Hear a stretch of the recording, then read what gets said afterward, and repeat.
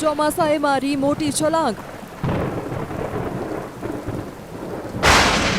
અંતે કેરળમાં ચોમાસાની ધમાકેદાર એન્ટ્રી.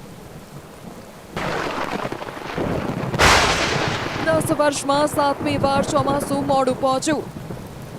દેશના ખેડૂતો જેની આતુરતાપૂર્વક રાહ જોઈ રહ્યા હતા તે ચોમાસું અંતે દેશમાં એન્ટ્રી કરી ચૂક્યું છે. દક્ષિણ પશ્ચિમ ચોમાસાએ કેરળમાં સત્તાવાર રીતે દસ્તક આપી દીધી છે. આ સાથે જ ભારતમાં વરસાદની મુખ્ય સિઝનનો પ્રારંભ થઈ ચૂક્યો છે. ભારતીય હવામાન વિભાગે દાવો કર્યો છે કે ચોમાસાએ કેરળમાં પ્રવેશ કરી લીધો છે. તેની અસરથી કેરળ ઉપરાંત તમિલનાડુ અને કર્ણાટકમાં કેટલીક જગ્યાએ આગામી 7 દિવસ ભારે વરસાદ થઈ શકે છે. હવામાન વિભાગે અગાઉ અનુમાન લગાવ્યું હતું કે ચોમાસું 26 મેના રોજ કેરળ પહોંચશે, પરંતુ તે મુજબ 9 દિવસ મોડું અને દર વર્ષે 1 જૂને કેરળમાં ચોમાસું પહોંચે છે. તે મુજબ 3 દિવસ મોડું ચોમાસું કેરળમાં પહોંચ્યું છે. ચોમાસાએ એવી છલાંગ મારી કે છેક કર્ણાટક સુધી ચોમાસું પહોંચી ગયું. ચોમાસાને આગળ વધવા માટે સ્થિતિ અનુકૂળ છે.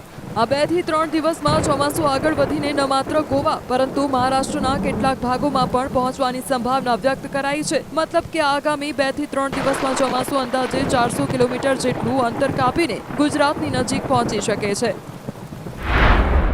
पूर्व लक्षद्वीप समूह, केरल और माहे, कर्नाटक और तमिलनाडु के कुछ हिस्सों, कामोरिन क्षेत्र के बाकी हिस्सों, दक्षिण पूर्वी बंगाल की खाड़ी और दक्षिण पश्चिमी, पश्चिम मध्य, पूर्व मध्य और उत्तर पूर्वी बंगाल की खाड़ी के कुछ और हिस्सों में आगे बढ़ गया है. अभी आगे आने वाला 2-3 दिनों में मानसून की जो स्थिति रहेगा, मानसून स्थिति अनुकूल है आगे बढ़ने के लिए. બીજી તરફ દેશમાં 10 વર્ષમાં 7મી વાર ચોમાસું મોડું પહોંચ્યું છે. 1 જૂન મુજબ જોઈએ તો કેરળમાં આ વર્ષે ચોમાસું 3 દિવસ મોડું છે, જ્યારે ગત વર્ષે ચોમાસું 8 દિવસ વહેલું હતું. 2024માં પણ ચોમાસું 2 દિવસ વહેલું હતું, તો 2023માં પણ ચોમાસું 7 દિવસ મોડું હતું, જ્યારે 2022માં ચોમાસું 29 મેના રોજ બેઠું હતું, એટલે કે 3 દિવસ વહેલું હતું. તો 2021માં પણ ચોમાસું 2 દિવસ મોડું હતું.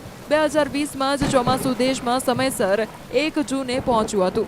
તો કેરળમાં સત્તાવાર રીતે ચોમાસાની એન્ટ્રી થયા બાદ ચોમાસું હવે સટાસટ આગળ વધી રહ્યું છે. ગુજરાતમાં ક્યારે પહોંચશે તેની ગણતરીઓ મંડાઈ રહી છે. હાલ ચોમાસું ગુજરાતથી અંદાજે 850 કિલોમીટર જેટલું દૂર છે. ગુજરાત માટે ચોમાસાનું કાઉન્ટડાઉન શરૂ થઈ ગયું છે. સામાન્ય રીતે કેરળમાં એન્ટ્રી થયા પછી લગભગ 15 દિવસમાં ગુજરાતમાં ચોમાસાનું આગમન થતું હોય છે, ત્યારે 20 જૂન આસપાસ ગુજરાતમાં ચોમાસું બેસે તેવી આશા રાખવામાં આવી રહી છે.